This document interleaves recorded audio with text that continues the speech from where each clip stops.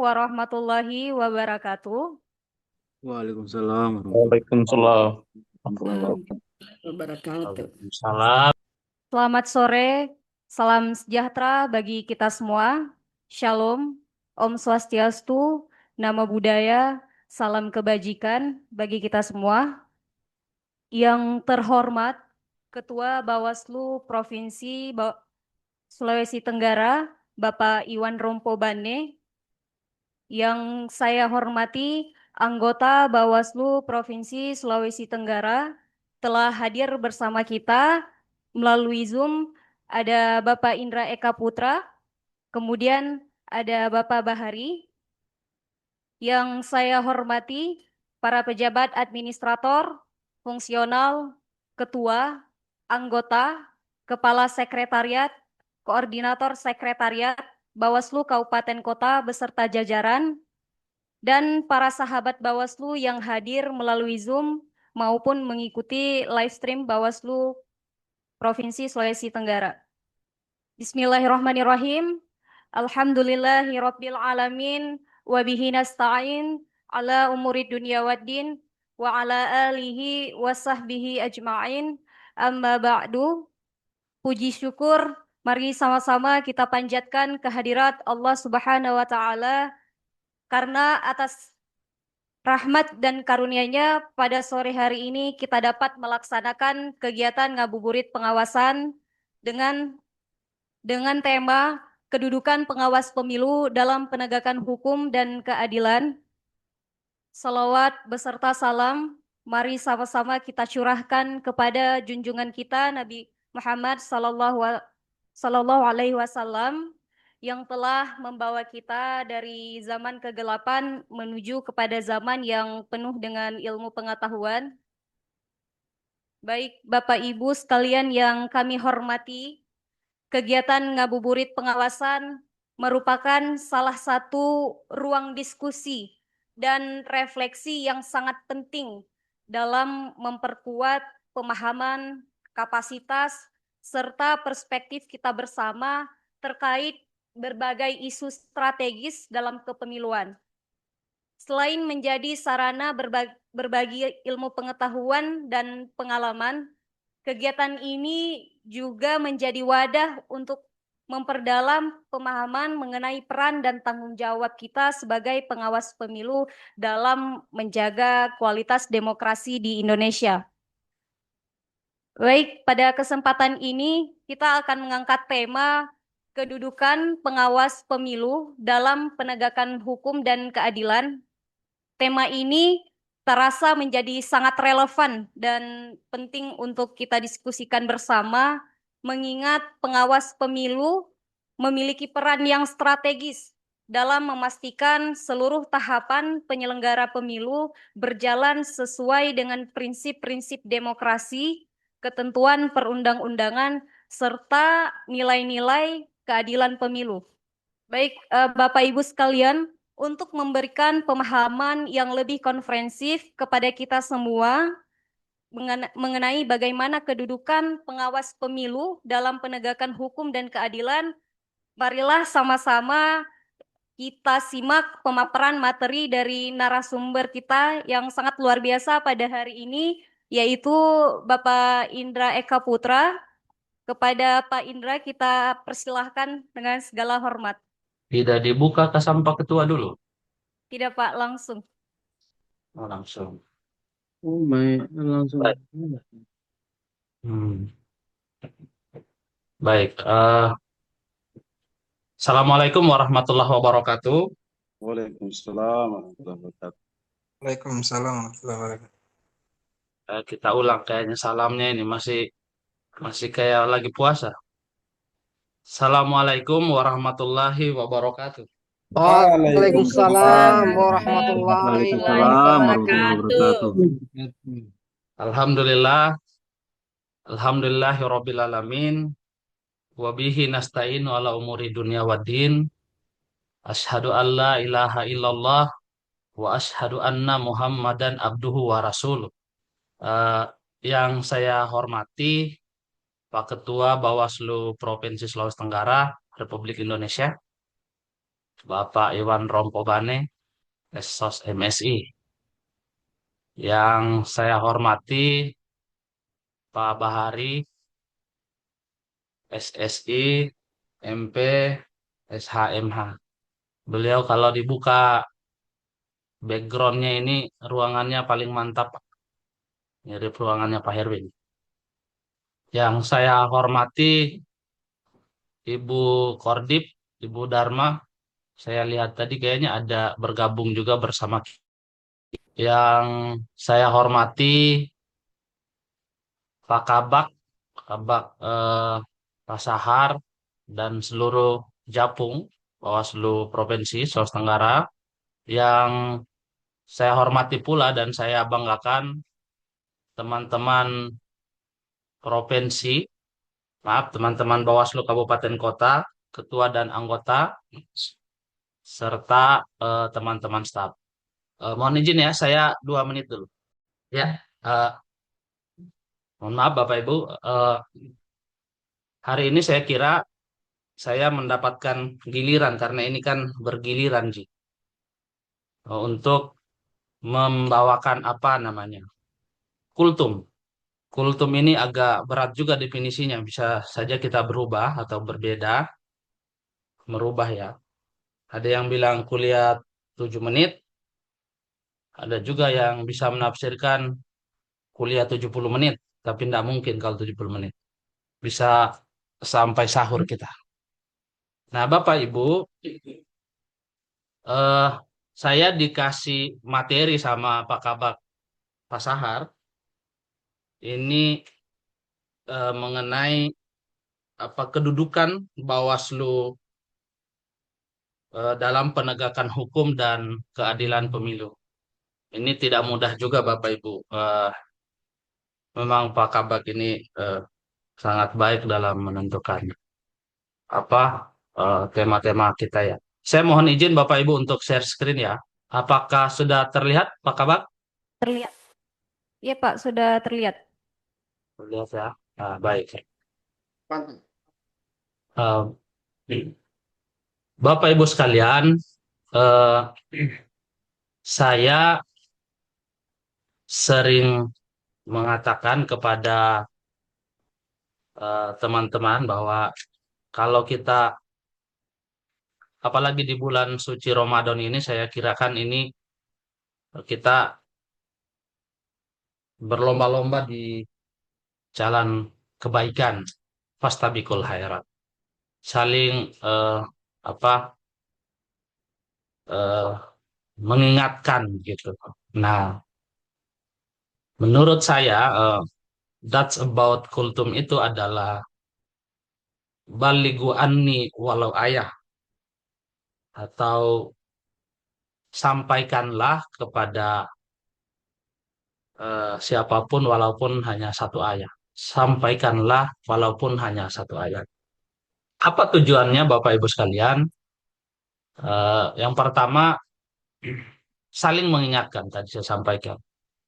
Kalau mohon maaf ya, kalau di dalam keyakinan Islam itu bisa kita lihat misalnya di Quran surat Al-Asr ayat 3. Wa tawassau bil haq wa tawassau bis sabar. Saling mengingatkan di jalan kebenaran dan di jalan kesabaran. Ini erat kaitannya dengan bulan suci Ramadan ini. Itu yang pertama, saling mengingatkan. Yang kedua juga saling mengingatkan. Artinya semua tujuannya kultum hari ini ya hanya saling mengingatkan saja atau remain each other. Kenapa? Karena bisa saja kita lupa, bisa saja kita hilap, tiba-tiba sambil minum Bapak Ibu sekalian menunggu beduk. Nah, itu juga saling mengingatkan kita. Tantangannya adalah itu berat menjadi posisi eh, narasumber begini atau eh, orang yang membawakan kultum ini berat sekali.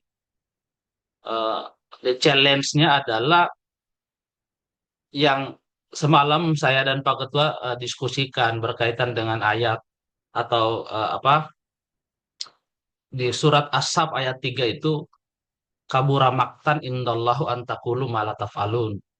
Sangat besar kebencian di sisi Allah bahwa kamu mengatakan apa yang kamu tidak kerjakan. Itu memang berat ini kepada kita ceramah kiri kanan atau kita mengingatkan kiri kanan. Misalnya soal integritas, kita sendiri tidak berintegritas. Misalnya soal apa, kita sendiri tidak begitu. Itu kan berat gitu. Laut bilang apa, air tawar bilang apa. Jadi eh, itu kadang-kadang kita berpikir beberapa kali.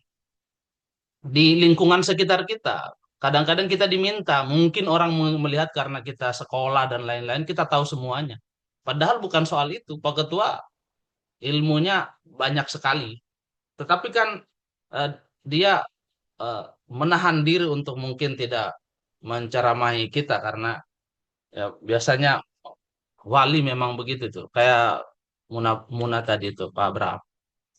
Jarang bicara tapi ilmunya banyak. Nah, lanjut Bapak Ibu. Apa janji dan sumpah kita? The our promise. Gitu. Kan ada gitu. Tertulis bahkan di beberapa eh, naskah-naskah kita. Bersama rakyat awasi pemilu, bersama Bawaslu, tegakkan keadilan pemilu. Ada rakyat di sana sebagai mitra kita, mitra strategis, atau bahkan sebagai the supreme eh, hukum tertinggi supreme of law, gitu. Ya mereka, mandat mereka, dan goldnya adalah keadilan pemilu tadi. Nah, makanya judulnya adalah kedudukan Bawaslu dalam penegakan hukum pemilu dan keadilan pemilu. Nah, bagaimana kedudukan pengawas pemilu dalam penegakan hukum dan keadilan pemilu? Eh, Melihatnya ada dua. Satu, bagaimana dalam konsepsi idealnya atau dalam teoritiknya. Yang kedua, bagaimana dalam realitasnya. Kedudukan pengawas pemilu dan penegakan hukum pemilu itu, kalau keadilan itu akan terkait dua hal saja. Keadilan distributif atau keadilan komutatif. Satu arah atau dua arah. Nah, secara ideal, dalam semua teori yang membahas tentang kedudukan pengawas pemilu, idealnya dia ini Bawaslu, dia ini pengawas pemilu, sebagai lembaga independen, imparsial, berintegritas, dan berfungsi menjaga prinsip-prinsip with free and fair election. Prinsip-prinsip yang bebas dan fair, adil. Baca Democratic Theory, Management of Election and Mechanism and Balances. Nah, faktanya Bapak Ibu, proses rekrutmen pengawas pemilu yang secara teoritik dibebankan tugas mulia tadi dipilih melalui proses politik dan oleh lembaga politik, partai politik. Apa itu salah? Belum tentu salah. Tetapi belum tentu juga benar semuanya. Nah, ini dalam secara ideal ya. Ideal itu kan dari asal kata ide. Lawan katanya adalah real, idealita dan realita. Akhirnya, tujuan kelembagaan yang dinisbatkan kepada pengawas pemilu untuk menjaga integritas pemilu, prinsip demokrasi, law enforcement, serta mekanisme check and balances, tadi betul-betul dibebankan pada variabel individu saja, individunya saja, pengawas pemilu itu sendiri. Jadi kehadiran kita yang dipilih melalui proses ini, pimpinan kita kemudian dan lain-lain, kita terlepas itu sistem seperti seakan lepas tangan jika tidak bisa dibilang lepas kontrol begitu. Nah, saya suka Bapak Ibu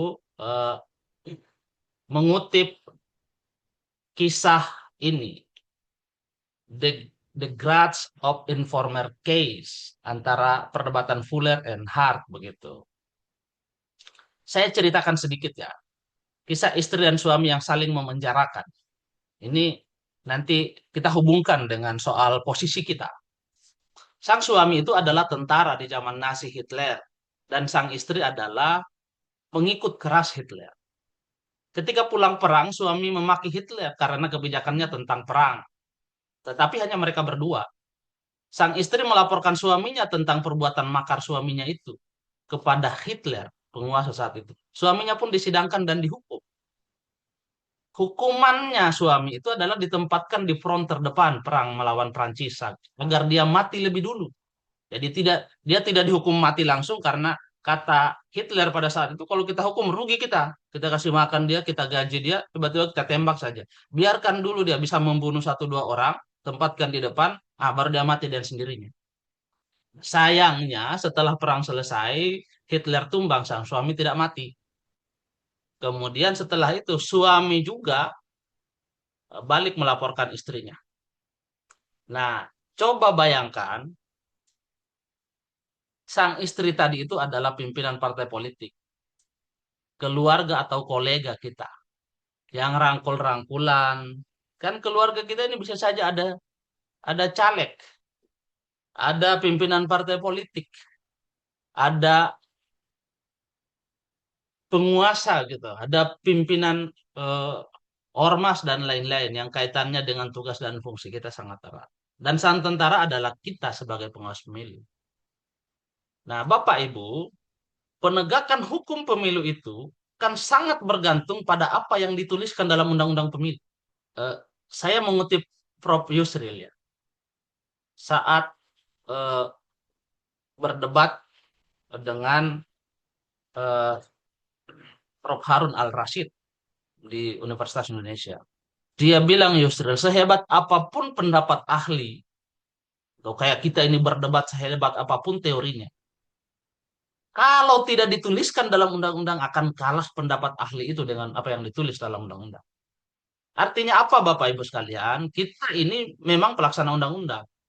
Apa yang ditulis, maka itu yang akan kita jalankan. Meskipun ada hal-hal yang perlu memang butuh penafsiran secara sistematik. Nah, Bapak Ibu, bagaimana dengan keadilan pemilu?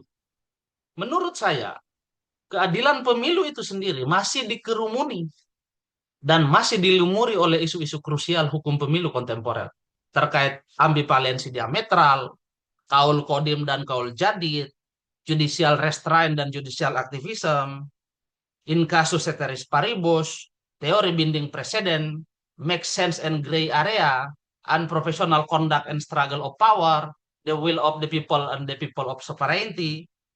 Itu isu-isu yang sekarang menghinggapi kita. Dan keadilan pemilu. Saya sengaja ini bikin bahasa Inggris semua biar teman-teman tidak mengerti semua. Nah, selanjutnya, Bawaslu harus menegaskan eh, posisinya Bawaslu. Harus sudah menyatakan bahwa di Sulawesi Tenggara telah dilaksanakan dengan sangat baik. Dan keadilan pemilu itu telah tercapai. Pengawas pemilu tidak boleh ragu dan ambigu atas hasil kinerjanya. Apalagi istilah saya, la yamutu wa la yahya. Hidup segan, mati tak mau. Sudah digaji negara, di luar dia ragu menyatakan bahwa apa yang saya sudah laksanakan itu sudah sesuai dengan apa yang ada dan tertulis sebagai kewenangan. Saya kira itu saja Bapak Ibu. Nanti kita kembangkan, ini sengaja kita ini dalam diskusi. Kalau juga ada yang akan didiskusikan. Demikian, saya kembalikan kepada Sarah. Wallahu muwaffiq ila aqwamit thoriq wastabiqul khairat. Assalamualaikum warahmatullahi wabarakatuh. Baik, terima kasih kepada Pak Kordif yang telah menyampaikan kultum yang sangat luar biasa pada ngabuburit pengawasan sore hari ini. Eh, saya persilahkan kepada teman-teman yang bergabung melalui Zoom jika ada yang ingin menyampaikan pendapat atau ingin sharing atau mungkin ada yang ingin ditanyakan, dipersilahkan Bapak Ibu sekalian. Izin Bawaslu Kota Kendari mungkin ada yang ingin disampaikan atau sharing atau mungkin yang ada yang ingin ditanyakan. Munah boleh. Bawaslu Munah, izin Pak Kasek, izin Pak Ketua, Siap, siap. izin Pak Ketua mungkin ada yang ingin disampaikan. Baik, terima kasih. Assalamualaikum warahmatullahi wabarakatuh. Waalaikumsalam warahmatullahi wabarakatuh. Waalaikumsalam warahmatullahi wabarakatuh. Bismillahirrahmanirrahim. Terdengar suara saya tidak? Terdengar Pak Ketua. Mainkan. Baik, terima kasih. Yang saya hormati Ketua Bawaslu Provinsi Sulawesi Tenggara, Bapak Iwan Rompo. Yang saya hormati pimpinan Bawaslu Provinsi Sulawesi Tenggara, hadir Pak Bahari tadi, pemateri, dalam hal ini narasumber Pak Indra Eka Putra. Yang saya hormati para kabak, Pak, maaf, yang saya hormati guru spiritual kita di Bawaslu Provinsi, Pak Kasek, Bawaslu Provinsi. Yang saya hormati para kabak Bawaslu Provinsi Sulawesi Tenggara. Yang saya hormati, yang saya muliakan, rekan-rekan saya, ketua dan pimpinan Bawaslu Kabupaten Kota Sulawesi Tenggara, serta saudara-saudara saya dan rekan-rekan saya, jajaran sekretariat Bawaslu Kabupaten Kota Sulawesi Tenggara. Jadi terkait ngabuburit kita pada sore ini, terkait tema yang diberikan ini yang sudah disampaikan di awal dari keluarga kemarin, terkait penegakan hukum di pengawas pemilihan ini, pemilihan umum. Yang pertama mungkin begini, saya mau berangkat dari soal isu-isu yang sering kita bahas dan hampir di seluruh pelosok negeri, bahkan penggiat-penggiat pemilu atau NGO yang ada di Indonesia ini selalu mengangkat tema soal money politik atau politik hukum. Dalam hal ini soal penegakan keadilan pemilu. Artinya berdasarkan pengalaman saya bergelut di dunia pengawas pemilu ini, yang selalu kita diperhadapkan ini dengan pelanggaran-pelanggaran pemilu untuk menemukan keadilan pemilu itu selalu hal-hal yang pelanggaran pemilu yang sifatnya kecil kalau menurut saya. Seperti dalam hal money politik, itu selalu hal-hal yang uang-uang receh lah, 100, 200 ribu, 300 itu. Tapi kalau kita melihat sistem politik yang sebenarnya ini, kalau seandainya Bawaslu secara kelembagaan ini diberi ruang untuk melakukan pengawasan secara khusus, itu sebenarnya kalau kita melihat awal mula masuknya money politik itu di proses lahirnya calon atau bakal calon dari partai politik. Kalau kita sering diskusi dengan yang pernah mencalonkan diri, yang pernah mau caleg, yang pernah mau calon bupati, gubernur, justru kalau kita simpulkan mesin yang paling buas pemakan uang itu partai politik. Cuman kita di lembaga sebesar Bawaslu ini, kita selalu berusaha untuk kita pertontonkan di publik bahwa kita berhasil mencegah money politik yang hanya sekedar uang 100-200 ribu, beras 1 liter. Padahal kalau kita lihat kehidupan masyarakat, itu sebenarnya mereka bukan hanya money politik, yang mereka itu sangat membutuhkan barang-barang itu untuk melanjutkan kehidupan mereka 1-2 hari. Makanya dalam kesempatan ini mungkin ide dan gagasan ini siapa tahu lahir dari Bawaslu Provinsi untuk disampaikan di pemangku kepentingan di Republik ini. Mumpung ini lagi ada wacana pembahasan RUU Undang Pemilu, sebaiknya Bawaslu diberi kewenangan khusus lagi untuk masuk di ruang tadi, semacam ada penjaringan calon di partai politik, itu Bawaslu bisa masuk di situ. Karena awal mulanya terjadi money politik itu di situ. Artinya alangkah gimana ya, lembaga besar seperti Bawaslu ini dikasih tugas hanya untuk mengejar yang uang-uang receh 100-200 ribu. Yang berikut juga ini supaya menjadi refleksi kita di kebetulan ini bulan Ramadan, supaya kita merefleksi diri bahwa kita jadi penyelenggara ini atau kita masuk di Badan Pengawas Pemilihan Umum ini. Apalagi kita di Badan Pengawas Pemilihan Umum ini kan ditugaskan kita untuk mencegah terjadinya politik-politik uang. Yang menjadi pertanyaan seperti yang disinggung di slide pertama tadi Pak Pimpinan, Pak Indra, bahwa Apakah kita masuk di Bawaslu ini tidak campur tangan partai politik? Apakah bahasa kasarnya kita masuk di Bawaslu politik ini tidak pakai money politik? Saya kira itu mungkin artinya ini supaya kita menjadi renungan kita di bulan Ramadan ini. Mudah-mudahan niat kita di bulan Ramadan ini kita pakai kopiah, kita punya pikiran bersih, hatinya kita bersih. Supaya kopiah ini jangan hanya sebatas bulan Ramadan. Oh, Selesai tidak. bulan Ramadan ya Posendum kembali saya Kak. seperti semula. Oh, saya Saya kira itu tidak, mungkin Pak pimpinan. Bram. Betul juga di sini ada guru kita Pak Iwan Rompo, siapa tahu mungkin bisa memberikan pencerahan juga, mumpung ini waktu masih lama, jadi sekitar 1,5 jam lagi lah, 1 jam 10 menit. Saya kira itu kita dari saya kembalikan. Terima kasih atas waktunya. Assalamualaikum warahmatullahi wabarakatuh. Waalaikumsalam warahmatullahi wabarakatuh. Baik, terima kasih Pak Ketua, sangat luar biasa semangatnya. Mungkin Pak Ketua ingin menanggapi terlebih dahulu. Izin Pak Kordif, dipersilakan untuk menanggapi. Kayaknya Pak Bram dia singgung semua ini. Kalau kau singgung saya pakai songkok, Bram. Saya sering pakai songkok. Iya, Saya itu. Tapi beliau memang kalau menyinggung begini bagus. Eh, Terima kasih Pak Ketua Muna. Ini beliau ini kalau terlanjur datang kecerdasannya itu di atas rata-rata dia. Tidak sembarangan kalau dia keluar. Dan beliau tadi mempersoalkan soal money politik atau vote buying atau political bribery atau sebutan lain. Kalau nanti baca bukunya Burhanuddin Muhtadi, apa The Election of Politic Bribery kah yang judul aslinya itu. Tapi politik uang lah, saya punya itu.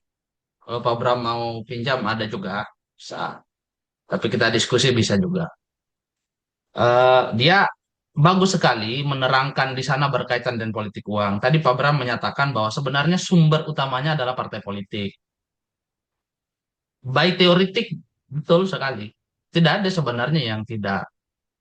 Makanya ada usulan-usulan dan ide-ide berkaitan dengan pembenahan partai politik, keuangan partai politik. Itu akan menjadi usulan-usulan dari civil society dan kita semua.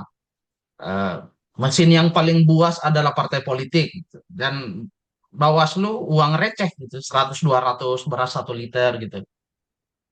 Nah, ini memang masalah itu kan masalah itu adalah kesenjangan antara ide dan realita. Ide kita begini, realitanya begitu, nah itulah masalah. Dan mana ada yang tidak punya masalah. Pemilu di dunia ini adalah ajang masalah. Pemilu itu sendiri adalah masalah. Begitu orang ngomong pemilu, ada masalah di sana. Masalah apa? Masalah pertarungan memperebutkan kekuasaan, masalah perbedaan persepsi memandang pemilu, dan perbedaan mengimplementasikannya.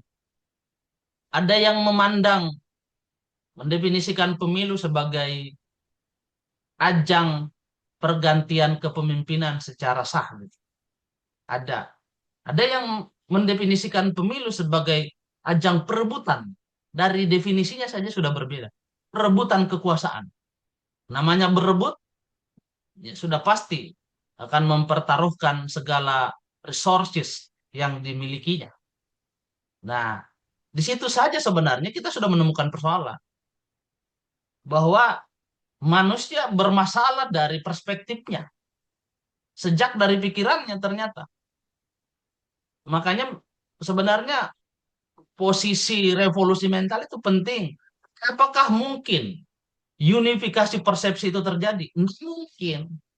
Anda tidak bisa mengontrol persepsi orang mengenai suatu hal. Nggak bisa. Jadi, persoalan itu sendiri adalah bagian atau keniscayaan dari kehidupan umat manusia, apalagi soal pemilu. Nah, itu dulu ya. Artinya penting untuk meletakkan bahwa selalu ada persoalan. Tinggal volumenya, tinggal stratifikasinya, kualifikasinya. Kita menetapkan bahwa sebenarnya di Indonesia lebih parah daripada di Malaysia. Di Indonesia lebih parah daripada di mana. Kalau soal politik uang, maka referensi kita misalnya salah satunya adalah ya food buying and political bribery yang dipilih oleh buku yang dipunyai oleh Prof. Burhanuddin Muhtadi. Memang Indonesia urutan ketiga money politik di dunia. Lalu persoalannya ada di mana? Ya, salah satu yang disampaikan tadi oleh Pak Bram, ada pada partai politik kita.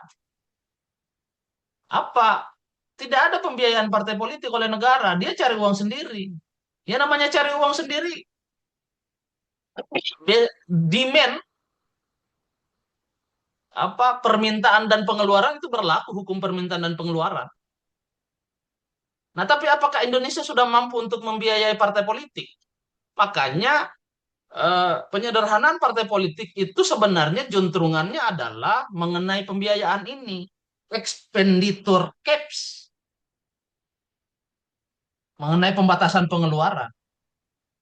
Ini kalau kita membaca semua literasi-literasi kepemiluan internasional, itu akan mengarah ke sana. Biayai partai politik, tur sistematisasi kepemimpinannya di sana, baru kita bisa ngobrol ini. Kalau anggaran negara saja masih efisiensi, hello, kemana kita mau? Jadi, yang ini Pak Bram, kita masih bicara pada tataran konsepsi ya. Makanya tadi saya memulai dengan idealnya pada tataran teoritik dan bagaimana realitanya. Kan itu sebenarnya. Pasti ada persoalan. Nah, tapi sebagai sebuah wacana, wacana kritis, sebagai sebuah diskusi, ya tentu kita harus menemukan solusi minimal dalam konsepsi. Saya ulangi, solusi minimal dalam konsepsi. Jangan sampai hanya pada tataran konsepsi saja kita sudah punya solusi. Bagaimana prakteknya? Berhadapan di lapangan tadi yang seperti saya sampaikan, the Grudge informer case tadi, itu fakta di lapangan. Bagaimana Anda balik tidur, di sebelahmu, misalnya istri kita di sebelah kita itu kakaknya caleg, om di sebelah itu eh, pimpinan partai politik.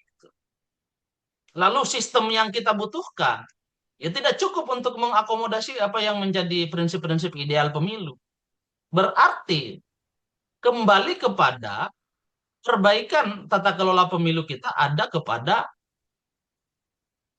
people, orang, person.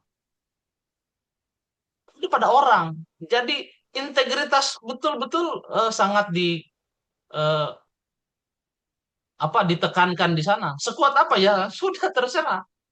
Bagaimana menakar? Antum alamu bi umuri dunyakum. Anda paling tahu atas duniamu sendiri. Ya, jadi kita tidak usah mengkarami laut, misalnya soal bagaimana. Eh, tapi kalau berbicara pada konteks money politik, kalau kita di divisi PP, Pak Bram, itu clear kita. Kalau yang ini pembahasan pasal per pasal, bahkan mungkin kalau Bapak ikut waktu saya sharing session dengan teman-teman kabupaten kota, kan ada sekitar 44 pasal yang kita bahas, yang kita bedah. Dan saya uraikan semua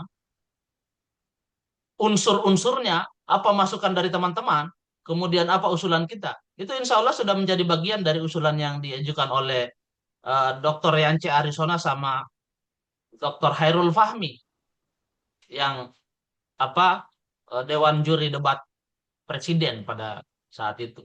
Dan dia ahli hukum tata negara kan. Pengujinya Pak Ketua RI disertasinya. Nah, di situ juga kita sampaikan bahwa memang salah satunya adalah berkaitan dengan pembiayaan partai politik, expenditure caps gitu. Soal sistematisasi kepemimpinan, regenerasi kepemimpinan misalnya di partai politik itu berhubungan semua. Selama tidak, maka tidak mungkin kita berharap banyak. Tapi jika itu belum terjadi, apa langkah kita? Yang menuliskannya di dalam undang-undang. Jika kuat kita menuliskannya, ya kita berharap bahwa pembahasan itu terbuka, RUU Pemilu, kemudian ada masukan-masukan berkaitan dengan misalnya lebih menekankan kepada eh, eksekutorialnya, menambah hukuman pada ini, memperluas kewenangan Bawaslu, tidak mengambil sisi eh, gakumdunya dia, memisahkan, tapi menambah misalnya kewenangan dia. Itu kan beberapa hal yang menjadi usulan-usulan internal Bawaslu itu sendiri. Nah, soal hal-hal kecil bahwa Bawaslu bermain di hal-hal kecil, ini soal kewenangan. Anda mau apa kalau misalnya bisa apa pada proses transaksi partai politik atas? Kita memang menaruh kepada ketokohan pemimpin partai politik dari dia sendiri. Kan hari-hari ini apalagi sudah tidak kuno, Indonesia ini sudah tidak kuno dalam transaksi alur lalu lintas keuangan. Sekarang money politiknya masih kuno kalau pasti pakai amplop itu. Bagaimana dengan uang-uang digital, OPPO, GoPay, dan lain-lain? Anda tidak tahu. Dia menaruh uangnya saja di salah satu toko sampai nanti hanya disuruh datang ambil barang-barang itu Anda sudah tidak bisa. Jadi jangkauan Bawaslu, baik dalam konteks realitas maupun idealitas, itu terbatas. Tapi seterbatas-terbatasnya Bawaslu, lakukan secara maksimal yang Anda miliki. Pertanyaannya kan ada. Dengan kewenangan Bawaslu yang terbatas menurut kita hari ini, sudah maksimal tidak? Kan itu. Sudah maksimal tidak kita lakukan. Betul tidak pembahasan-pembahasan mengenai, betul tidak Anda tarung mengenai pembahasan pidana pemilu. Sama tidak pertarungannya di tempat-tempat lain yang putus dengan maksimal dengan yang tidak naik. Kan lagi-lagi antum alamu bi umuri duniakum. Anda paling tahu dengan duniamu sendiri. Bisa saja ada orang nggak tahu, nggak ada yang mau melapor. Pusing jauh misalnya. Saya Wakatobi jauh, Konkep jauh. Orang mau pergi melapor di mana udah jauh. Meskipun ada metode itu orang bisa berpikir. Di tempat lain misalnya jauh. Jadi apa yang ingin saya katakan Pak Bram bahwa dengan sistem kita hari ini yang masih eh, lemah misalnya dalam kontekstualisasi ini, meskipun kita di backup dan dibantu dengan beberapa putusan Mahkamah Konstitusi, putusan 100 itu membantu dan kadang-kadang sebenarnya datangnya dari orang atau dari pihak-pihak yang kita tidak sangka. Putusan 100 itu datang dari mahasiswa NTB, Universitas Mataram, yang menurut Bang Umar juga, ya dia satu-satunya anak-anak yang fokus memang di dunia itu. Kepada teman-teman kita yang kita sering ajak kerjasama, penandatanganan dan lain-lain, tidak ada yang mengajukan ke Mahkamah Konstitusi mengenai rekomendasi Bawaslu harus dimaknai sebagai putusan, tidak ada. Anak-anak itu yang menyusun satu eh, permohonan ke Mahkamah Konstitusi dengan sangat ajak, apik, dan rapi, sehingga diputuskan. Makanya saya bilang kepada Mbak Titi pada saat itu, anak dan dia tulis dalam satu bukunya Mbak Titi itu, dia bilang anak ini harusnya dikasih bintang Mahaputra Pemilu misalnya begitu, atau bintang tanda jasa pemilu oleh Bawaslu. Karena dia tanpa perubahan undang-undang, MK langsung menafsirkan bahwa rekomendasi itu harus dimaknai putusan. Nah, apa kabar dengan kolega-kolega kita yang misalnya kita melaksanakan kerjasama dan lain-lain? Itu juga harus menjadi pertanyaan. Jadi, memperbaiki sistem pemilu kita. Saya ada pada eh, setuju dengan Prof. Yusril Iza Mahendra. Waktu berdebat dengan Mahfud MD yang cara memperbaiki sistem atau kenegaraan itu dua, melalui sistem dan orangnya. Mahfud bilang melalui sistem, Yusril bilang melalui orangnya. Saya bilang melalui orangnya. Saat ini kita masih bisa soal orang. Karena sistem kita belum kuat. Tapi semaksimal selemah-lemahnya kewenangan yang kita miliki sekarang maksimalkan. Oh, di Buton bisa kok. Meskipun jaksanya itu Prakajarinya itu teman S3 saya, Pak Gunawan. Saya tanya juga bagaimana modelnya itu. Di Konawe saya tahu itu alurnya. Mengapa dia bisa putus? Di Kolaka Timur kita tahu itu alurnya. Pak Ketua Provinsi juga tahu alurnya. Dia tersinggung Kak Jari. Apa?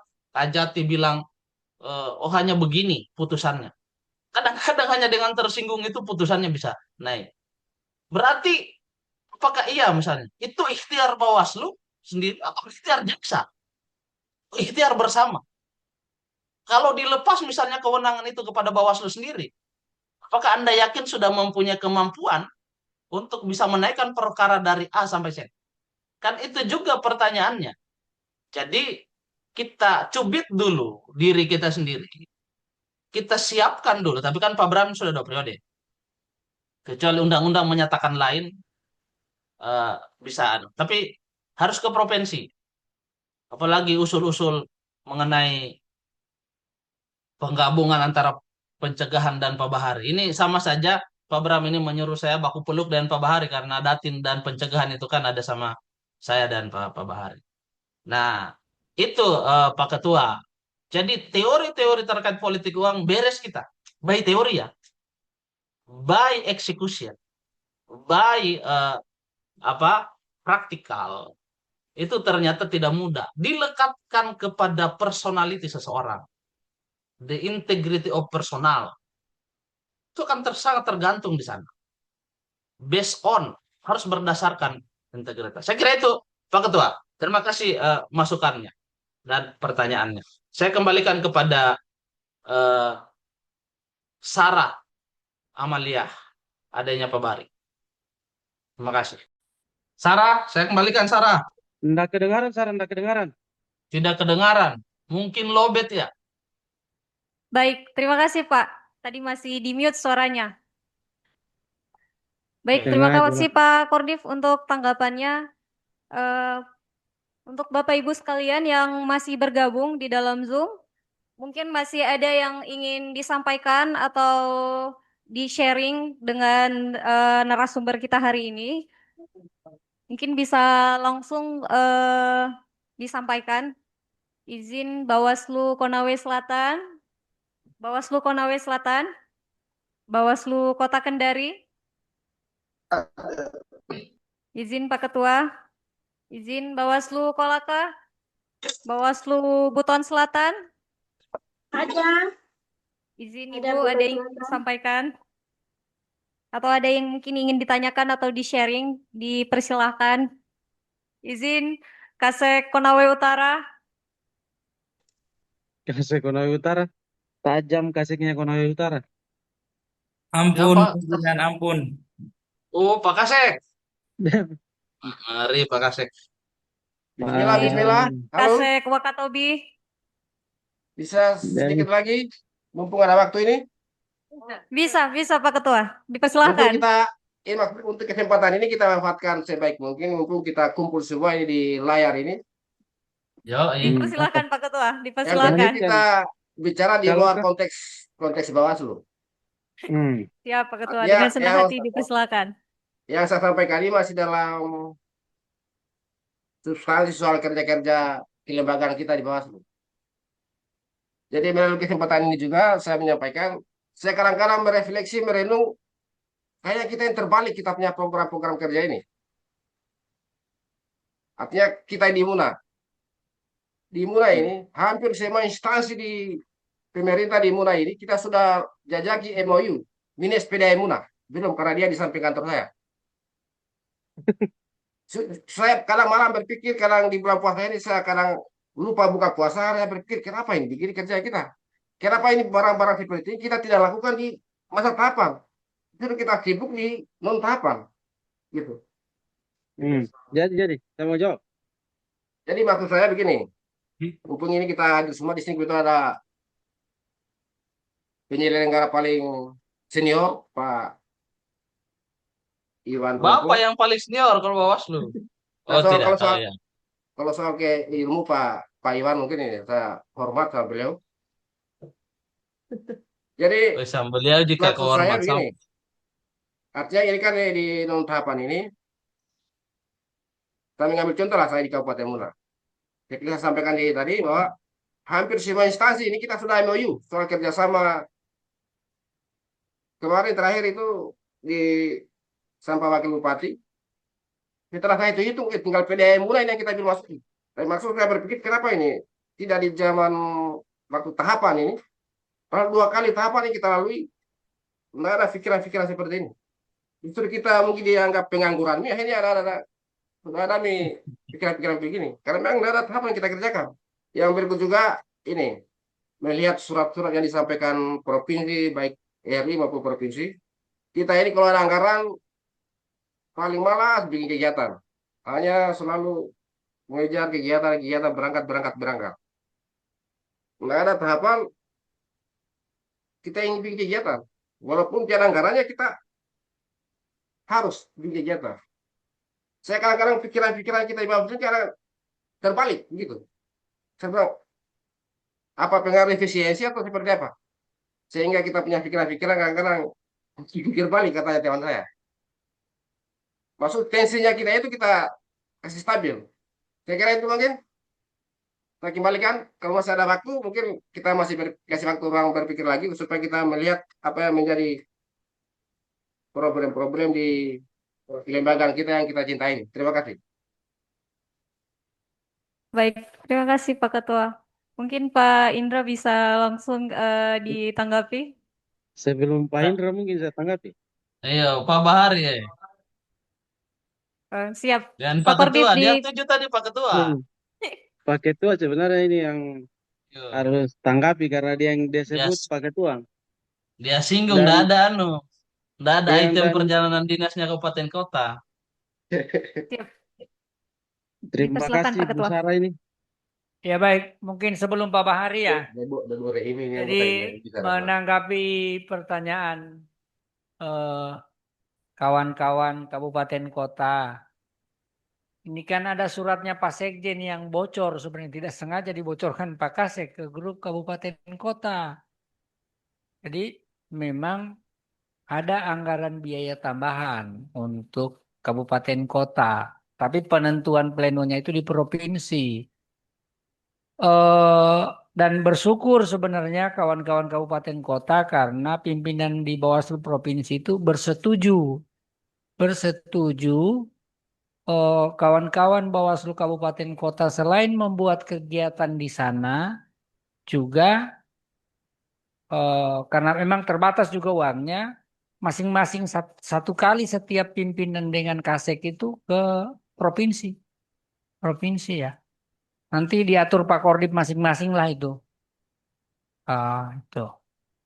Kordip dengan Ibu Wakordip. Kayak misalnya ketua ini kan Kordipnya Ibu Kordip Pak SDM OD, tapi ada juga yang ke Pak Bahari. Apa itu? Nah, kira-kira itu seperti itu. Nanti kemudian kendalanya itu sekarang begini. Ini sudah kita saktikan. Sudah disaktikan oleh operator provinsi. Tapi ternyata belum bisa ditransfer ke rekening masing-masing. Jadi kita sudah alokasikan. Ada yang dialokasikan langsung ke kabupaten kota yaitu dalam rangka monitoring apa ya?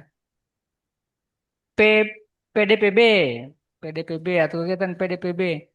Kemudian apa yang ada di provinsi itu sama dengan yang di kabupaten kecuali ada satu yang di provinsi tidak ada di kabupaten karena langsung anggarannya itu akan diserahkan kepada peserta yaitu pengembangan Pusat Pendidikan Pengawas Pemilu Partisipatif P2P. Tuh. Jadi sabar Pak Ketua, sahabat-sahabat semua, nanti insya Allah kalau sudah anggarannya sudah ada nanti akan sudah dipecah-pecah. Ya karena memang ini tidak ada istilah satker non satker. Anggarannya dikumpul di provinsi, kemudian Bawaslu provinsi pleno dan anggaran itu kemudian dibagikan ke kabupaten kota. Memang kita bagi tidak rata. Jadi Anda juga harus bersyukur ini berterima kasih sama yang dekat-dekat Kendari. Karena konsekuensi dari kalau dibiayai semuanya perjalanan dinasnya ini kan tidak bisa rata karena ada yang jauh Wakatobi dengan Buton Utara sama Kolaka Utara, maka harus disubsidi dari kabupaten lainnya. Daripada bertengkar lagi seperti waktu penguatan kelembagaan apa-apa sudah kita bagikan memang. Jadi kan pengalaman juga kita ini waktu penguatan kelembagaan. Kita punya uang jadi kasih turun di sana, begitu ditarik kembali banyak yang cerewet. Oh sekarang tak bagi memang, Pak. Jadi itu Bapak Ibu. Kemudian yang kedua, nanti Pak Bahari yang sempurnakan, Pak Indra yang sempurnakan. Kenapa ini banyak kegiatan Bawaslu di tengah masa non tahapan?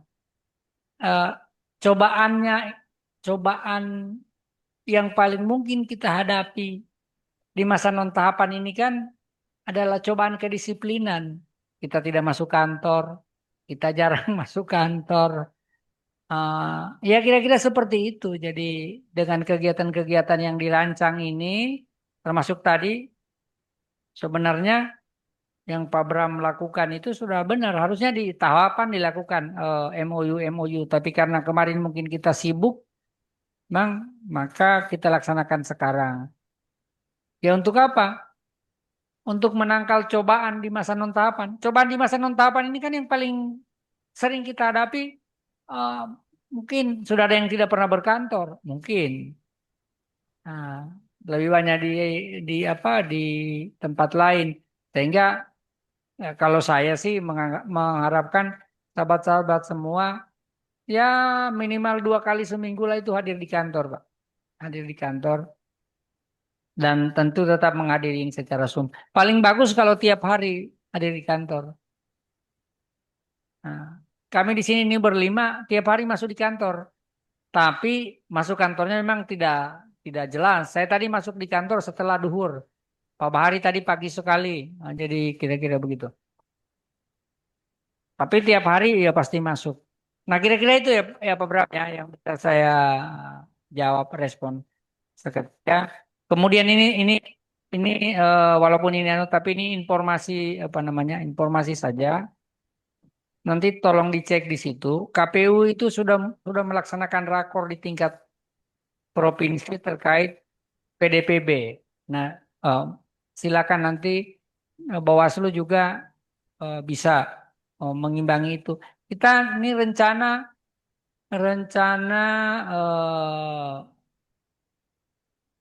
kalau bisa nanti akan menghadirkan korditnya ini yang ini pada saat PDPB. Kemudian ini KPU juga sudah rencana untuk melakukan sosialisasi penataan dapil dan alokasi kursi untuk pemilu 2029.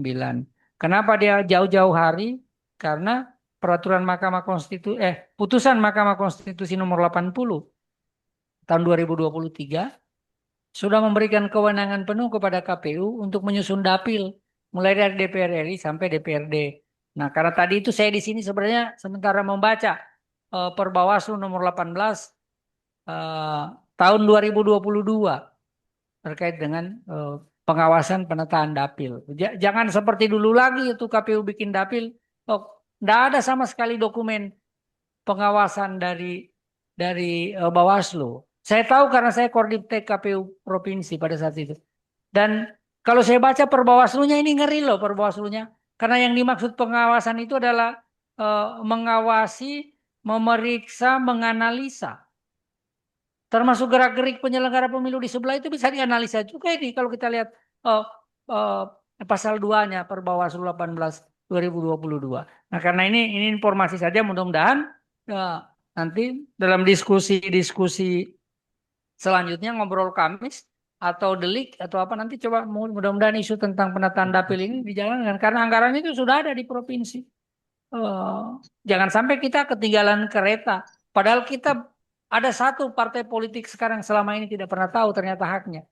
Bahwa mereka bisa melaporkan apabila mereka keberatan dengan dapil ke Bawaslu untuk diputus sengketa. Tidak ada yang pernah yang lapornya lapor di diam-diam saja. Dirahan, saya paling ingat tuh dirahan, di Muna. Ketika apalagi namanya itu yang kota itu Kecamatan Katobu itu kan kursinya paling mahal se-Sulawesi Tenggara pemilu yang lalu. Akhirnya kita pisahkan. Duruka dengan Lohia satu dapil sendiri, Katobu apa sendiri. Itu kan yang protes. Tapi yang protes-protes tidak ada yang lapor di Bawaslu. Kalau ada yang lapor di Bawaslu, mungkin kalau bicara kita baca per Bawaslu 1822 ini, ceritanya bisa lain tuh keputusan KPU pada saat itu. Termasuk misalnya yang sudah dipakai dua kali pemilu, dapil Muna 3, Muna Timur itu kan pemekaran dari dapil Tongkuno Selatan. Saya ingat ini, adik kebetulan ini. Nantilah, cobalah nanti di ini kawan-kawan KPU penataan dapil itu, mereka kemarin rapat sampai malam sampai tidak datang hadiri undangan buka puasa KPU, Bawaslu kan itu ngomongin ini. Dan ini saya minta kita semua pada saatnya nanti bisa merespon. Kita kan ini harus mengawasi. Walaupun belum tahapan, kalau di sana sudah sosialisasi, kita harus menyampaikan.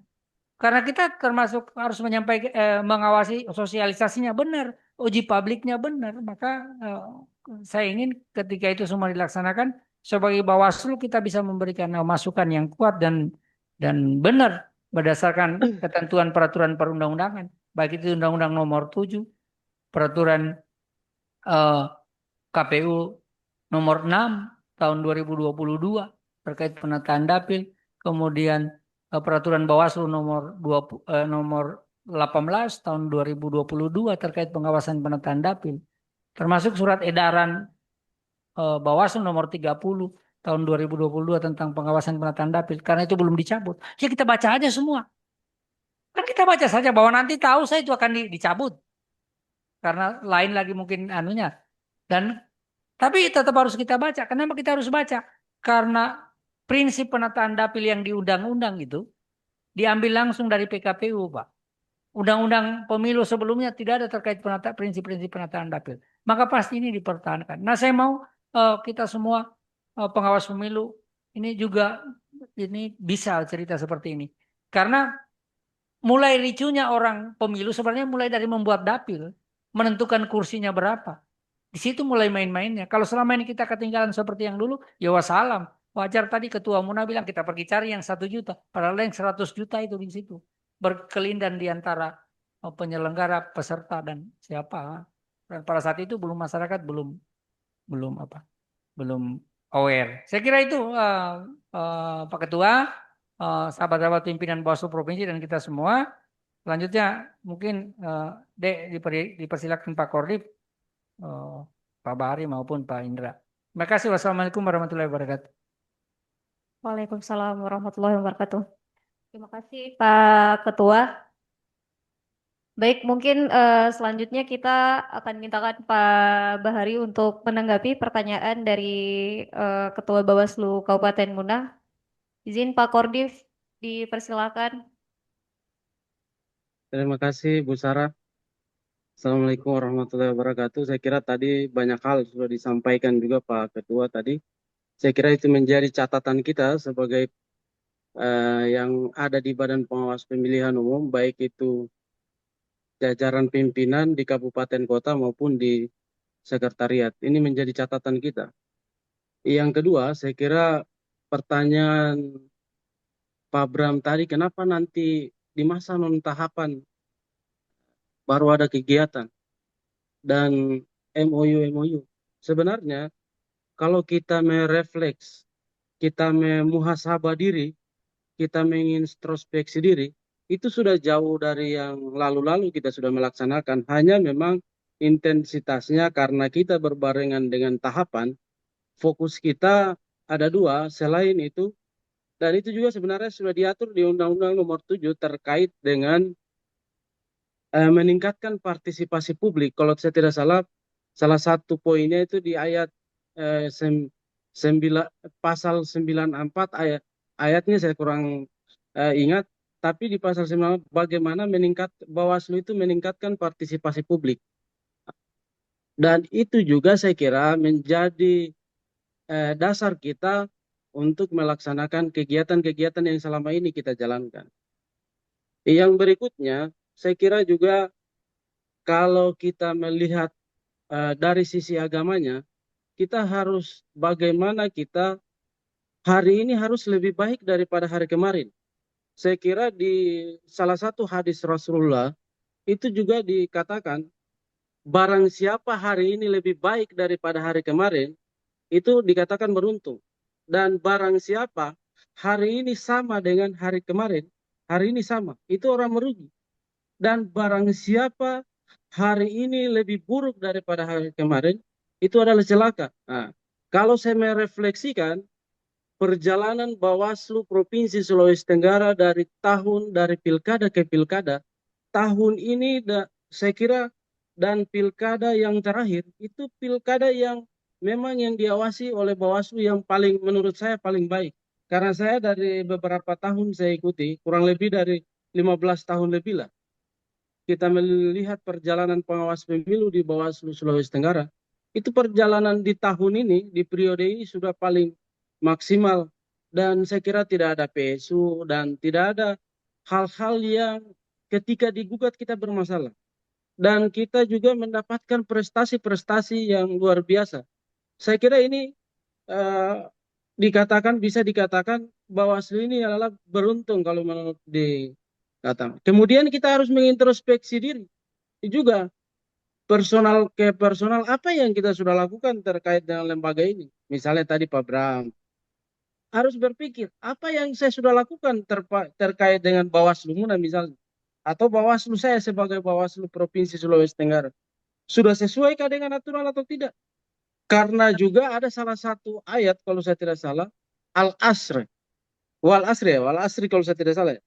Al-Asri. Demi masa. Wal asri. Itu bacaan pertamanya, ayat pertamanya. Kalau suratnya kalau saya tidak salah Al-Asri. Oh ya, Wal surat asri Al-Asr. innal insana lafi husri illal lazina amanu wa amilu salihati wa tawasaw bil sabr. Ini juga menjadi dasar kita kalau panduan kita karena kebetulan di bulan suci Ramadan ini Pak Bram. Jadi kita bacakan juga kau ayat. Iya, tapi dia kasih mati kameranya lagi. Demi masa, sesungguhnya manusia berada dalam kerugian, kecuali orang-orang yang beriman dan mengerjakan kebaikan, saling menasihati dan kebenaran dan saling nasihati untuk kesabaran. Saya kira ini menjadi catatan kita Pak Bram. Kita juga saling menasihati. Kebetulan saya pimpinan ini Pak Bram. Jadi juga menjadi, walaupun Bapak senior di Bawaslu, pengawas pemilu, dan tinggal PDAM yang belum diajak kerjasama, tapi tetap saya kira harus kita saling mengingatkan. Saya kira itu sebenarnya kerja-kerja yang dilakukan oleh Bawaslu Kabupaten Muna sudah baik. Tinggal bagaimana kira-kira menindaklanjuti apa setelah itu kegiatan yang dilakukan. Ibaratnya kita di masa non tahapan ini kita menyemai benih, kita menanamnya, dan suatu saat kita akan petik di masa tahapan pemilu itu datang. Jangan kita berpikir, kenapa nanti sekarang baru kita itu ibaratnya kita menyemai benih, kemudian kita tanam, dan nanti kita akan lihat apakah di masa tahapan nanti sesuai dengan harapan kita nanti atau tidak. Jangan sampai tidak sesuai dengan harapan kita, berarti dia bisa mati itu. Misalnya apa yang kita sudah tanam, dan saya kira apa yang kita sudah lakukan sekarang, usaha-usaha yang kita lakukan, baik itu dari Bawaslu RI, Bawaslu Provinsi, Bawaslu Kabupaten Kota, itu adalah cara kita untuk mengaktifkan juga sahabat-sahabat yang ada di Bawaslu Kabupaten Kota. Banyaklah kalau kita lihat, hanya kan daerah kita bagus sebut-sebut. Nah, ini kan ada yang datang, ada yang maunya datang juga. WFH, tapi kan ya enggak apa-apa, kita saling mengerti saja. Dan ini saya kira untuk menjadi catatan kita. Dan saya kira Pak Bram, biar PDAM kita harus saja kerjasama itu. Nah, jangan sampai tidak diajak kerjasama. Jangan sampai juga kita kurang air toh di bawah semula. Itu juga jadi persoalan. Saya kira itu semua.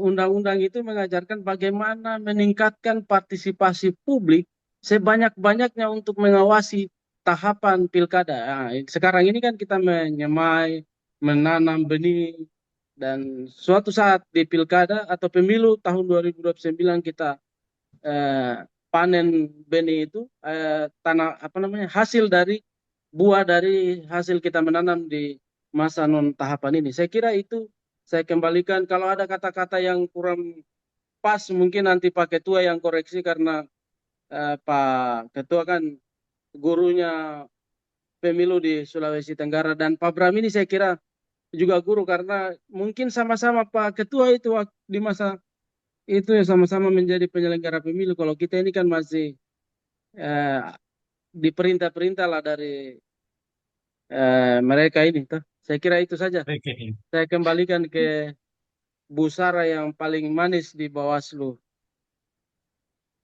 di divisi pencegahan. Saya kembalikan.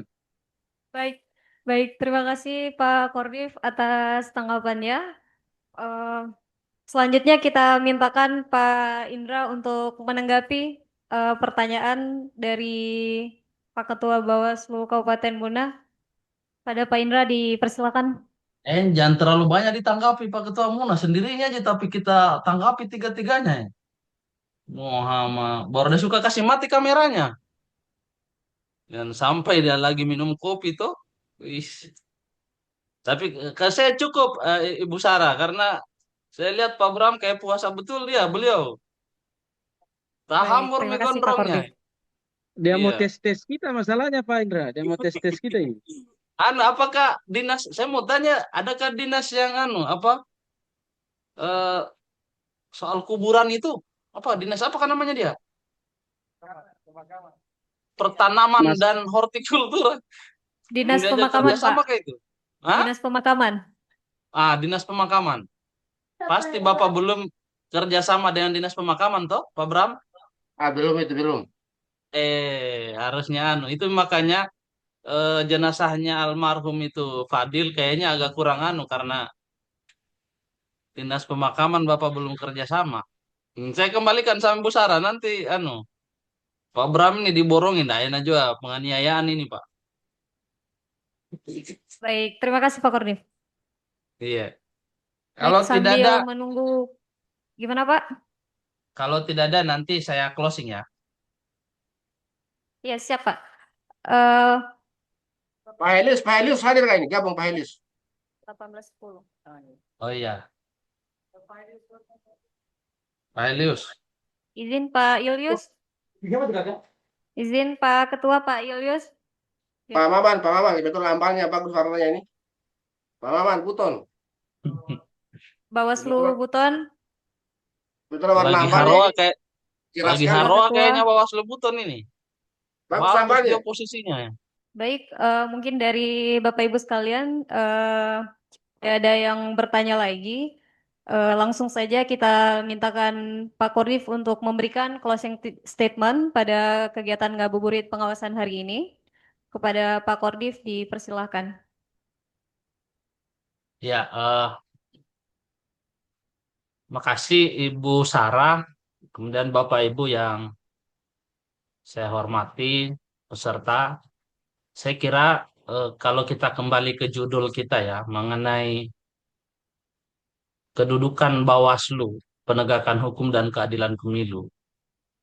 Itu eh, linear sekali kalau pada posisi pertama adalah kedudukan, posisi tengah atau ongoing prosesnya adalah penegakan hukumnya, serta eh, pada muaranya adalah keadilan pemilu, maka yang paling pasti kita akan berbeda dan mungkin akan tergantung pada perspektif kita adalah pada keadilan pemilunya. Apalagi kalau kita bertanya kepada para prinsipal. Siapa saja prinsipal? Ya partai politik dan rakyat. Nah, makanya sebenarnya Pak Bram, menurut saya ajang kita sebenarnya yang ini termasuk ngobrol Kamis, Senin aksi itu sebenarnya eh, dalam rangka kalau saya harus diperluas yang tadi di pagi-pagi kita Zoom juga itu memperkuat yang disebut pelibatan masyarakat itu. Ini dulu kita kita lakukan ini kan memang dalam rangka menegaskan bahwa satu eh, kita sedang menyemai benih kalau istilahnya Ibu Loli. Nanti kita akan panen di tahapan. Nah, itu untuk internal. Tapi untuk eksternal, kita berusaha menunjukkan kepada publik bahwa eh, apa kita tidak tidur. Dan nanti pergantian kepemimpinan di MUNA, pimpinan Bawaslu ya, di RI, di provinsi, di kabupaten kota, itu sistemnya sudah ajak, sudah rapi. Kan ada prinsip yang atau ada eh, yang kita kenal, yang nobody is dispensable. Tidak ada orang yang tidak tergantikan. Kita ini akan tergantikan juga. Jadi apa yang kita lakukan hari ini sudahlah. Kita jalankan, kita lakukan dengan ikhlas, eh, bahwa dilakukan di non tahapan. Ini malah lebih bagus pimpinan itu memberikan kita guidance dengan surat untuk kita pamit sama istri. Untuk pamit kepada keluarga ini ada surat loh. Secara kelembagaan harus kita lakukan ini ngabuburit. Jadi harusnya tadi ini saya pergi beli ikan untuk pasangannya buka puasa, kita songgi bulan puasa. Setelah buka, ya saya punya alasan. Karena ini tugas, kewajiban. Yang kedua, kita untuk menghalalkan gaji kita. Mana halal kalau kita hanya tinggal-tinggal di rumah? Nah, berkaitan dengan judul tadi, posisi Bawaslu sebenarnya selain sebagai, kan ada dua, pengawas pemilu itu sendiri, yang pengawas pemilu itu tugasnya pencegahan dan penindakan. Pencegahan yang ini sementara. Penindakan tidak bisa nanti di tahapan. Nah, eh, posisi Bawaslu dalam konteks kedudukan di hukum pemilu itu strategis sekali. Tadi di awal saya sampaikan, dia dinisbatkan sebagai penjaga demokrasi, penjaga integritas.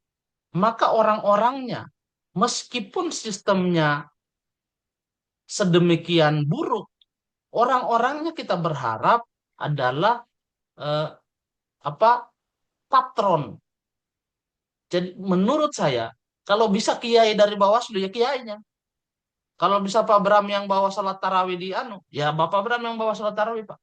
Karena coba kita dari visi awalnya, dari keinginan publik sebenarnya, yaitu untuk menempatkan Bawaslu sebagai lembaga yang menjaga demokrasi. Jadi kalau kata Pak Toto, penjaga demokrasi itu tidak bekerja hanya di masa tahapan, tidak bekerja hanya di 5 tahun, tapi di sepanjang proses, baik tahapan, non tahapan maupun pra, ongoing, dan evaluation. Saya kira itu eh, akan menegaskan bahwa tidak ada masa berakhirnya kerja Bawaslu, karena kita bukan petugas pemilu. Ini penting ya antara pendefinisian petugas pemilu dengan petugas demokrasi. Kita petugas demokrasi, betul itu.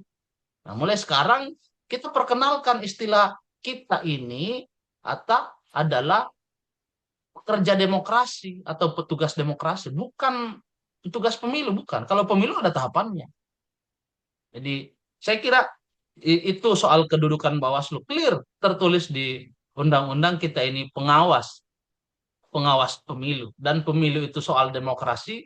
Nah, demokrasi itu eh, dinisbatkan kepada kita. Harus kita nyatakan karena dulu saat KPU sendiri Bawaslu masih disubkan di KPU, kita pemilu Indonesia tidak dianggap sebagai pemilu oleh lembaga-lembaga internasional atau eh, lembaga-lembaga pemilu internasional.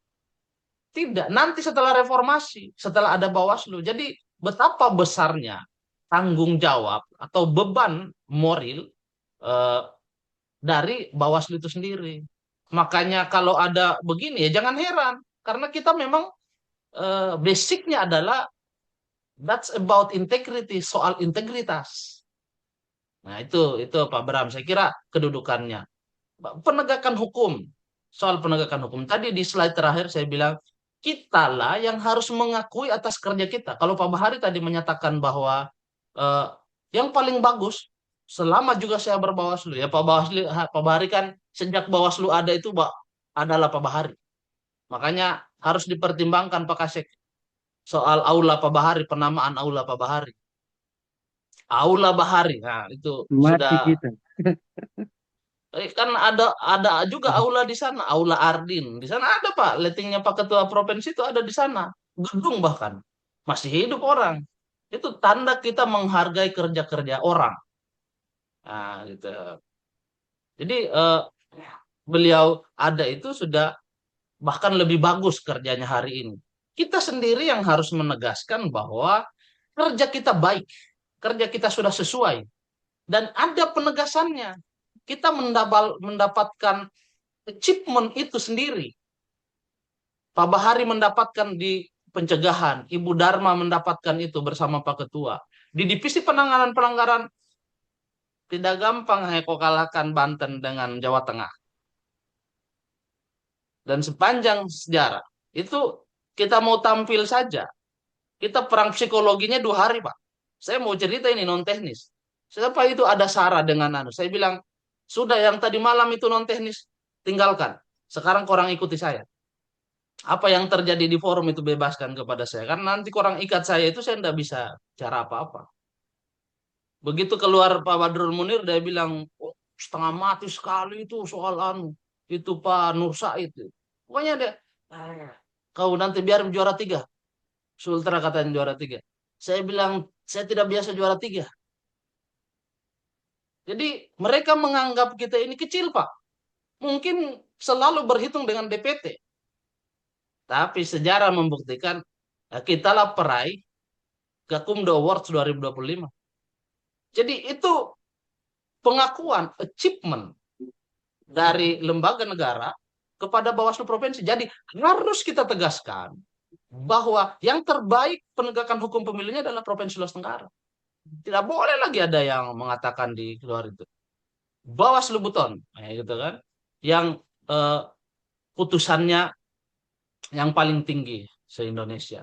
Datin juga kita dapatkan award-nya, achievement-nya. Jadi betul. Nah, jadi kalau saya jangan inferior itu, no one to make you feel inferior without your permission itu ada sama kita. Tidak ada yang bisa meremehkan kita kalau kita tidak izinkan. Tidak ada seorang pun, no one to make you feel yang bisa membuat kita direndahkan kalau kita tidak izinkan dia itu sendiri. Nah, yang terakhir mengenai keadilan.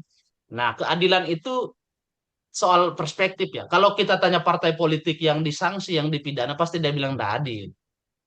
Kalau kita tanya masyarakat, mungkin yang kita tangkap pada saat dia ambil money politik, pasti kita bilang tidak adil. Tapi kalau kita tanya misalnya Bawaslu, pasti kita bilang adil. Nah, tapi bagaimana berdirinya? Berdirinya Bawaslu. Berdirinya Bawaslu itu harus dia tegaskan adalah pada keadilan normatif. Sementara dulu pada keadilan normatif. Karena keadilan bahwa telah kita penuhi syarat-syaratnya, orang dipidana dengan seperti itu, maka itu harus dinyatakan adil secara hukum normatif.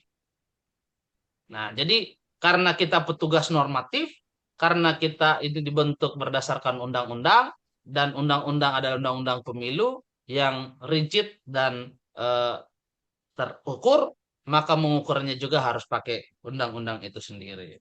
Saya kira itu Bapak Ibu sekalian berkaitan dengan hari ini mengenai posisi atau kedudukan hukum Bawaslu dalam penegakan hukum dan keadilan pemilu, saya kira itu clear. Berbicara pada lokalitas kita, Bawaslu Provinsi Sulawesi Tenggara, terima kasih kepada semuanya. Saya melalui forum ini menegaskan bahwa terima kasih kepada seluruh struktur Bawaslu Kabupaten Kota, seluruh staf, khususnya Divisi Penanganan Pelanggaran, dan semuanya lah secara kelembagaan. Bahwa apa yang kita dapatkan hari ini, Pak Bahari dapatkan, Ibu Dharma, Pak Ketua, Pak Haji, saya dalam achievement kita di Bawaslu penghargaan. Kalau Bawaslu Kagakumdu Award itu bukan hanya kita yang menilai. Berapakah uang mau pergi sok Mabes Polri itu? Mau pergi sok Kejaksaan Agung itu. Orang itu jurinya semua. Jadi mereka juga mungkin bisa saja, tapi mereka memberikan satu penilaian yang tidak bisa. Satu jaksa itu teman ngobrol sama saya. Sempat ada alot perdebatan, tapi bagaimana? Jaksa ya mereka ya mereka. Kecuali Jaksa Agung. Oh, Jaksa Agung mau intervensi yang begitu-begitu. Jadi itu. Terima kasih kepada semuanya. Kita sudah lalui. Nanti kita akan menyongsong lagi pemilu 2029. Kita berdoa semua yang ada di sini masih tetap penyelenggara pemilu, entah dia stay atau ongoing, maju, go up, naik ke atas, atau pindah ke sebelah. Kitalah yang eh, diharapkan oleh demokrasi eh, dan masa depan pemilu. Nah, saya suka bilang ini, demokrasi without meaningful participation, demokrasi tanpa partisipasi bermakna dari rakyat, saya kira is nothing, tidak ada artinya. Nah, setelah ini tidak boleh berhenti secara internal kita soal mengkampanyekan kedudukan, bagaimana penegakan hukum Bawaslu dan keadilan yang sudah dicapai, harus juga di-share atau disampaikan kepada eh, apa prinsipal, yaitu partai politik dan rakyat itu sendiri. Demikian sebagai closing, Sarah, Bapak Ibu sekalian yang hari ini membersamai, selamat menunggu buka puasa. Mohon maaf jika ada salah-salah kata, yang benar itu datangnya dari Allah Subhanahu wa taala, Al-Hakum Rabbi, yang salah itu datangnya tentu dari saya pribadi. Saya akhiri, la ilma lana illa ma alamtana innaka antal alimul hakim. Tidak ada ilmu yang datang kepada saya sesuai kecuali yang diridhoi oleh Allah Subhanahu wa taala. Assalamualaikum warahmatullahi wabarakatuh. Waalaikumsalam warahmatullahi wabarakatuh. Saya Waalaikumsalam kembalikan ke warahmatullahi Sarah. wabarakatuh. Baik, terima kasih Pak Kordif atas penyampaian materi atau kultum pada ngabuburit pengawasan pada sore hari ini dengan tema kedudukan pengawas pemilu dalam penegakan hukum dan keadilan. Semoga pemaparan materi hari ini menjadi refleksi bagi kita semua sebagai pengawas pemilu. Dan saya selaku moderator meminta maaf jika ada kata-kata yang salah. Dan saya akhiri. Assalamualaikum warahmatullahi wabarakatuh. Waalaikumsalam warahmatullahi wabarakatuh. Halo, sebentar dulu, sebentar. Saya lupa. Besok itu ini ada kegiatan baru yang digagas teman-teman PP namanya Delik. Delik itu apa sih singkatannya, saya lupa. Rencana besok itu akan dibuka Papuadi. Nah, jadi Papuadi itu suka marah, suka ngamuk-ngamuk kalau kita kurang jadi mohon besok semuanya masuk kembali lebih rame dan ini kameranya di on, jangan dikasih mati. Tadi karena Papuadi itu merekam dalam platform YouTube-nya. Jadi tolong besok ini semuanya lebih rame, lebih semua dibuka dan besok kemungkinan ini semua pimpinan hadir kecuali Pak Indra. Pak Indra nanti bergabung dari Konawe karena Pak Indra akan mengisi ngabuburit dari Konawe. Saya berempat di sini. Mungkin akan setelah itu apakah saya dengan Ibu Korim nanti akan geser ke ruangan karena besok pelantikan PAW Kolaka Timur. Oke. Waktunya sama. Jadi mohon ini disesuaikan. Kalau bisa Kolaka Timur pergi pinjam alat Zoom 2 karena satu untuk pelantikan. Satu untuk ikuti delik, nanti Papua di marah-marah lagi. Jadi kira-kira begitu. Semuanya ya mohon besok, semuanya pada waktu yang sama, pukul 14 atau pukul 15. Waktu Indonesia Tengah sudah on cam semua di platform Zoom. Saya kira suratnya sudah lengkap dengan meeting ID-nya. Saya kira demikian. Wassalamualaikum warahmatullahi wabarakatuh. Ya, Waalaikumsalam. Pak Ketua saya tambahkan juga sedikit gitu. Kalau bisa di atas 100 lah jumlah viewer atau peserta kita. Kalau Jambi tadi ya Papua di kan memang senang dia yang begitu-begitu teknis. Dia bilang jangan kalah ya Sulawesi Tenggara begitu. apa maksudnya kan bisa kita atur ini kabupaten kota bisa mengisi 5 apa begitu. Karena kalau hanya satu orang aja bisa saja kita tidak satu kantor satu orang atau satu Bawaslu kabupaten kota hanya satu itu saja kayaknya ada nanti dia tidak semangat juga karena kan dia yang minta sendiri. Nah, mungkin itu saja sebagai ini kan kalau yang lain-lain kan hanya kita narasumbernya. Nah, ini kan jangan sampai lebih banyak Bawaslu Kalimantan Barat. Nanti Bawaslu Kalimantan Barat juga kabupaten kotanya akan bergabung dan kita. Nanti mudah-mudahan ada forum untuk kita mengabsen ya. Mungkin Pak Ketua kalau tidak ini kita cek teman-teman.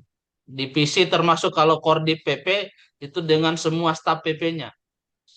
Saya wajibkan untuk ikut. Semua staf PP itu ada yang pakai handphone, kemudian ada yang pakai laptopnya. Jadi ya paling minimal sekali kita 100 partisipan. Itu karena mereka 200 lebih. Ya biar semangat juga pimpinan kan dan teman-teman. Nah, ini teknis sih tapi saya kira ini penting untuk soal eh, hal-hal eksistensi. Saya kembalikan Pak Ketua, kasih. Pak Kabak, saya lihat makin menyalain Pak Kabak. Baik, terima kasih Pak Kordif. Terima kasih juga buat Bapak Ibu sekalian yang telah berpartisipasi dalam kegiatan ngabuburit hari ini. Selamat menunggu berbuka puasa untuk Bapak Ibu sekalian. Terima kasih.